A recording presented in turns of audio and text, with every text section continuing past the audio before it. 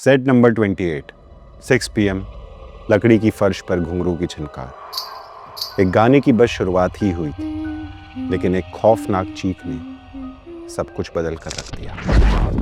भारत के सबसे मशहूर फिल्म सिटी के कुछ सेट्स सिर्फ फिल्म मेकिंग के लिए नहीं बने। वहां एक सेट ऐसा है जो कहानियां दर्शाता नहीं, छुपा कर रखता है। वो कहानी जो कभी स्क्रीन पर आई ही नहीं। और सेट नंबर 28 उनमें से एक है। रात के समय जब सारा शहर सोया होता है, जब वहां का पूरा क्रू पैकअप कर चुका होता है, तब भी वहां कोई नाचता है, बिना किसी धुन के। पर सबसे डरावनी बात, ये कोई सुनी सुनाई कहानी नहीं है, क्योंकि कैमरा कभी झूठ नहीं बोलता। और कैमरा ने उस डांसर को बहुत बार कैप्चर किया है, जबकि सेट पूरी तरह खाली होता है।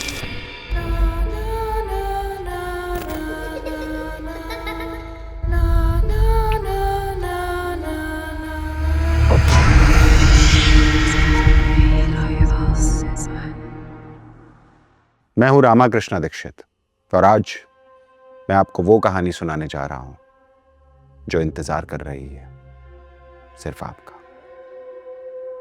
उस हादसे के बाद से फिल्म सिटी के टेक्नीशियंस आज भी उसे याद करके कांप जाते हैं।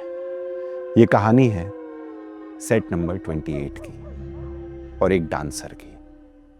अगर आपको सेट 28 पर घुंघरू की आवाज आए तो समझ लो खतरा आसपास है। 16 जनवरी, एक नए असिस्टेंट डायरेक्टर का पहला दिन। नाम था कबीर। उसके पहले प्रोजेक्ट का मेन लोकेशन था वही सेट नंबर 28। एक बड़ा सा आलीशान महल, ऐसा सेट जहां गाने शूट होते थे। लेकिन जब जब वहां कोई धुन सुनाई देती, कोई और भी वहां जाग जाता है। उस दिन दोपहर तक सब नॉर्मल था। लाइट चेक, कोरियोग्राफर्स, इन सब की भाग दौड़, साउंड चेक और एक्टर्स की रिहर्सल। पर जब रात हुई और क्रू ने पैकअप किया, तब कबीर को एक अजीब सी आवाज सुनाई दी। घुंघरू की झनकार, हल्की सी, दूर से, पर काफी क्लियर। कबीर कंफ्यूज था। उसने सोचा, ये आवाज कैसी? रिहर्सल तो खत्म हो चुकी है।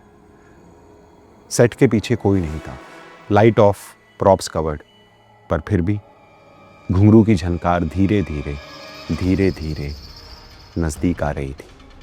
और उसके साथ साथ अब कदमों की आहट उस खाली सेट में और भी गहरी होने लगी थी। कबीर ने फ्लैशलाइट निकाली और पीछे मुड़कर देखा, पर वहां कोई नहीं था। लेकिन अचानक उसे एक अजनबी परफ्यूम की खुशबू का एहसास हुआ। वो ऐसी थी मानो जिसमें मिट्टी, पसीना और काजल का दर्द मिला हो। कबीर को वहां कुछ ठीक नहीं लगा और वो तुरंत वहां से निकल गया। और अगली सुबह कबीर ने ये बात अपने सीनियर रघु सर को बताई। वो हंस पड़े और उन्होंने कहा, अरे बेटा, तुम नए हो, रात को हवा चलती है, प्रॉप्स हिलते हैं, सबको ऐसा लगता है। पर उनकी हंसी के पीछे एक राज छुपा था। कबीर ने अपनी बात पर जोर दिया। उसने कहा, सर, घुंघरू की आवाज आई थी, क्लियर आई थी। और एक पल के लिए रघु सर का चेहरा सफेद पड़ गया, जैसे उन्हें कुछ याद आया हो। कबीर की तरफ देखे बिना उन्होंने सिर्फ इतना कहा, सेट 28 पर रात को घुंघरू बजते नहीं बेटा, बजाए जाते हैं। बिना कुछ और कहे वो वहां से निकल गए। उस रात कबीर ने खुद सच्चाई जानने का प्लान बनाया। सेट पर कैमरास ऑलरेडी लगे हुए थे। कबीर ने उनका फीड अपने लैपटॉप से कनेक्ट किया और फिर 12:03, बिल्कुल खाली सेट। 12:17, कोई मूवमेंट नहीं। 12:26, दूसरे कैमरा के फ्रेम में कुछ हिलता हुआ दिखा। कैमरा जूम करने पर उसने देखा, पर्दे के पीछे एक परछाई हिल रही थी। वो परछाई धीरे से बाहर आई। एक लड़की, लंबी चोटी, लाल कॉस्ट्यूम और पैरों में घुंघरू। वो धीरे धीरे कैमरा की तरफ आ रही थी। कबीर शॉक में फ्रीज हो गया। सेट तो लॉक्ड था, गार्ड को उसने खुद साइन आउट कराया था। उस कैमरा के वीडियो में डांस शुरू हुआ, परफेक्ट क्लासिकल मूवमेंट्स।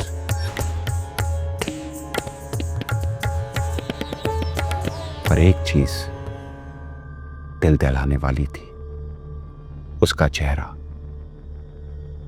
बिल्कुल काले साए जैसा था।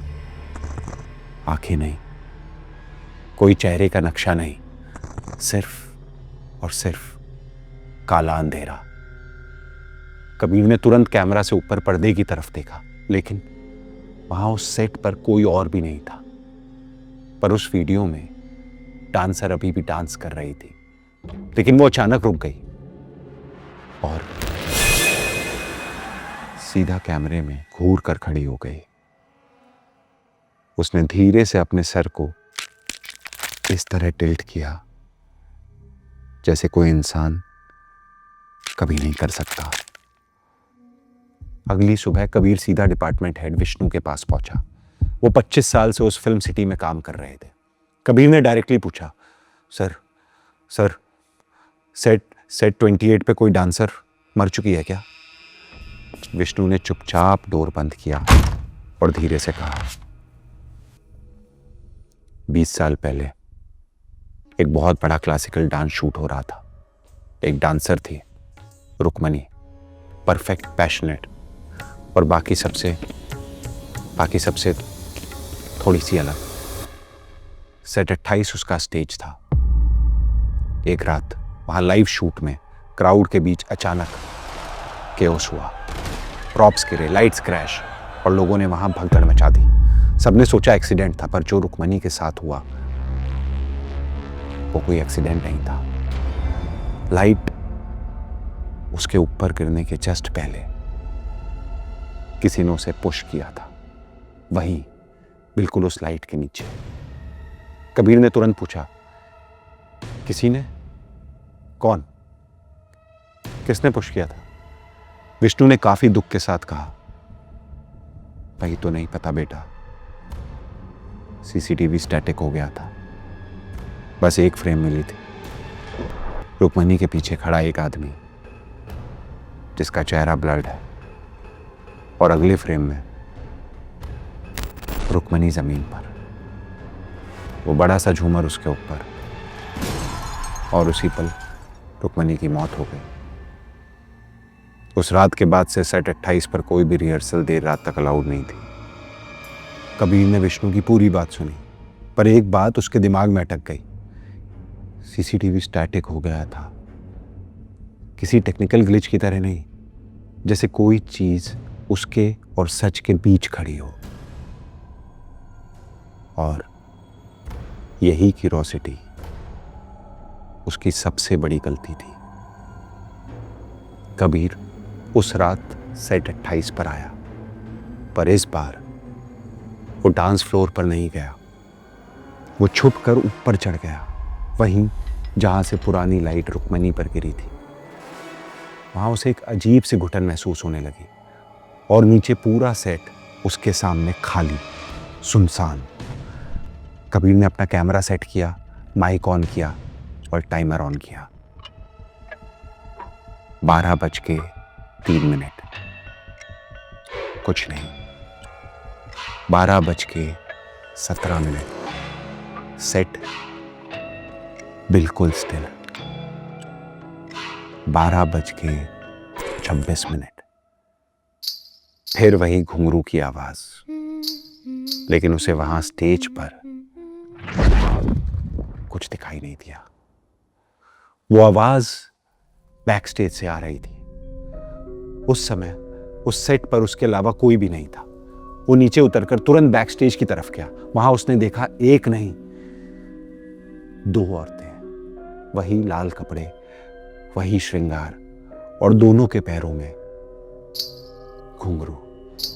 और तब उसने देखा रुक्मणी का असली चेहरा, बेहद खूबसूरत, और वो उस औरत से मुस्कुराते हुए बात कर रही थी। और जैसे ही रुक्मणी स्टेज पर जाने के लिए मुड़ी, उस औरत ने पीछे से उसके सर पर वार किया। रुक्मणी लड़खड़ाते हुए स्टेज पर पहुंची, बिल्कुल उसी जगह जहां ऊपर झूमर था। वो वहीं बेहोश हो गई और वो झूमर उस पर आ गिरा।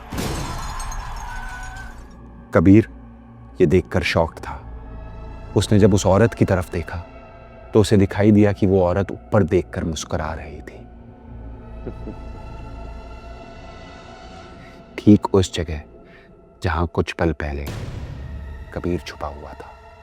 उसने मुड़कर ऊपर देखा तो वो हैरान हो गया, क्योंकि वो रस्सी काटने वाला कोई और नहीं, कबीर खुद था। ये देखते ही कबीर ने होश खो दिए। वो समझ नहीं पा रहा था कि ऐसा कैसे हो सकता था।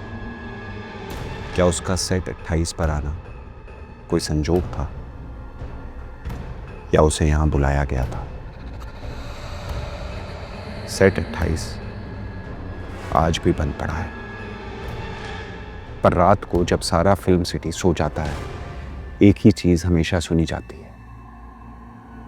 कोई रिहर्सल शुरू होते हुए एक हल्की सी बीट काउंट और घुंघरू की झनकार, किसी की सांस माइक के बिल्कुल पास, जैसे कोई कहीं अंधेरे में अब भी अपनी अधूरी परफॉर्मेंस पूरी करना चाहता है। और लोग कहते हैं, अगर आप रात 2 बजे सेट से बिल्कुल बाहर खड़े हो और पूरी खामोशी में अपनी सांसें रोक कर सुने, तो आपको एक आवाज बिल्कुल धीरे सुनाई देगी।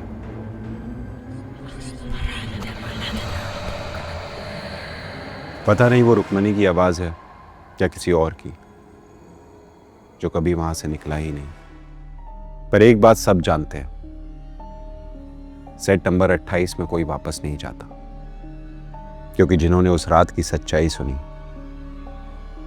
उन्होंने कभी दोबारा बात ही नहीं की, बिल्कुल कबीर की तरह। ये कहानी तो यहीं खत्म होती है। अगर आप ऐसी और कहानियां सुनना चाहते हैं तो सब्सक्राइब करें हमारे चैनल को।